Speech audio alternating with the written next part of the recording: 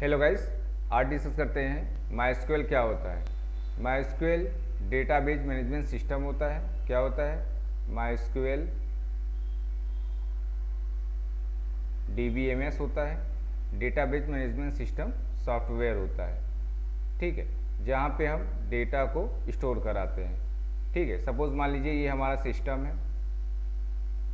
ठीक है, और ये हमारा डेटाबेस है। ठीक, ये हमारा क्या है? डेटाबेस है। ठीक है, ये हमारा डेटाबेस है और यहाँ पे मान लीजिए माई है। ठीक है, मतलब यहाँ पे DBMS है।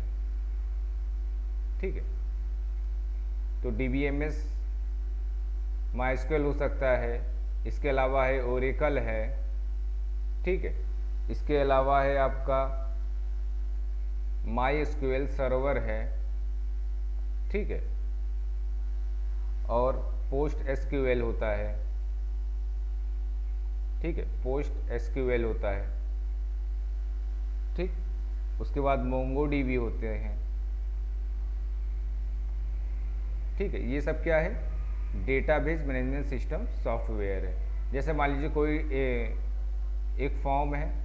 ठीक है, मान लीजिए नेम या फादर नेम, वो डेटा हमने इनपुट कराया, तो किसके पास गया? पहले डेटाबेस मैनेजमेंट सिस्टम के पास गया। ठीक है, अब ये क्या करेगा? ये डेटाबेस में डेटा को स्टोर कराने का काम करेगा। ठीक है, तो अच्छा, माई से हमें क्या एडवांटेजेस मिलता है? ठीक है, ये क्रॉस प्लेटफॉर्म पे चलता है। क्रॉस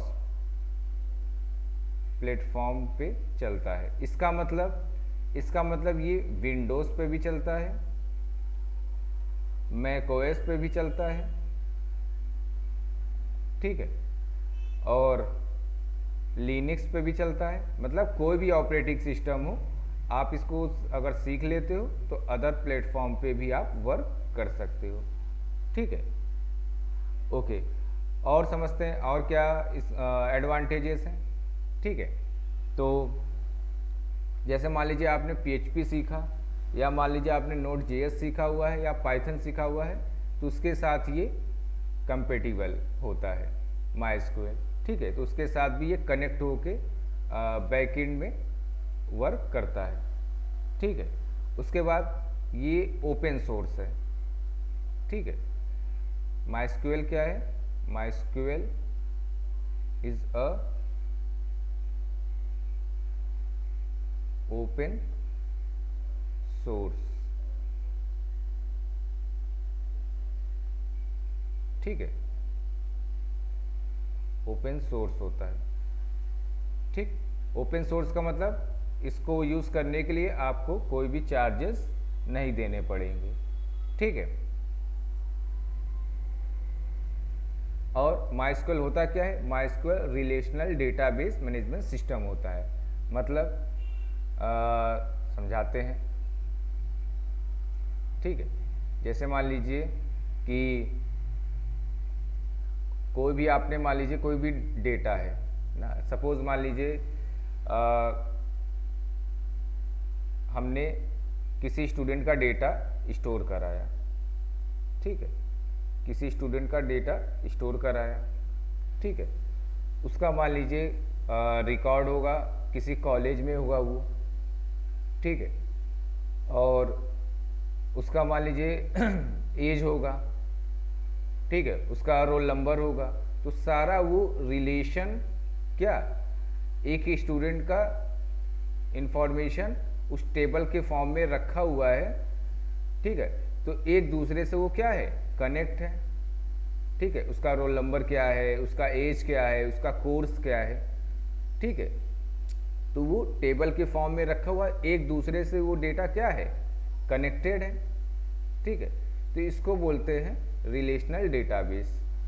ठीक है, तो ये इस तरीके का कोई भी इंफॉर्मेशन, जैसे मान लीजिए किसी भी स्टूडेंट्स का, या अगर मान लीजिए आप ऑनलाइन कोई वेबसाइट्स बनाए हुए हैं, एजुकेशनल वेबसाइट्स है, तो वहाँ पे अभी हम माई यूज़ करते हैं बैकएंड में। ठीक है, जैसे मान लीजिए PHP बनाया हुआ है, ठीक है। तो PHP के साथ MySQL कंपेटिबल होता है, पाइथन के साथ होता है, ठीक है। तो आई होप क्लियर हो रहा होगा, ठीक है। अच्छा, अब बात करते हैं कि जो पॉपुलर वेबसाइट्स हैं वो भी MySQL को यूज़ करती हैं। जैसे आपने फेसबुक देखा होगा, ठीक है। तो ये भी बैकएंड में MySQL को यूज़ करती है, ठीक है। उसके बाद ट्विटर है, ठीक है। ट्विटर भी यूज़ करता है बैकएंड में, ठीक है।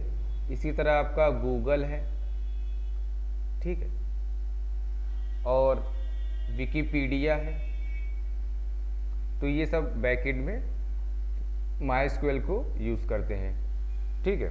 उसके बाद सबसे पॉपुलर और है यूट्यूब है, ठीक है।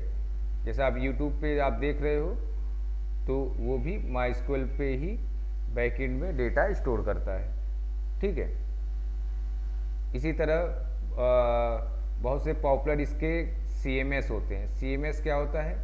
कंटेंट मैनेजमेंट सिस्टम होता है, ठीक है। जहाँ पे हम जैसे इसका कंटेंट मैनेजमेंट से जहाँ पे हम कोडिंग नहीं करते हैं, बिना कोडिंग के ये हमें ऐसा टूल्स प्रोवाइड करता है जहाँ पे हम फ्रंट एंड को तैयार करते हैं, ठीक है। तो जैसे मान लीजिए इसका CMS से सब बहुत फेमस है जुमला, ठीक है। इसी तरह है ड्रूपल, ठीक है। उसके बाद है मैगेंटो, ठीक है। तो ये सब इसके CMS है, ठीक है। तो आई होप क्लियर हो गया होगा। कोई डाउट हो तो आप कमेंट कर सकते हो। अगली क्लास से हम लोग इसका प्रैक्टिकल देखेंगे कैसे MySQL को डाउनलोड, कैसे इंस्टॉल और कैसे यूज़ कर सकते हैं, ठीक है।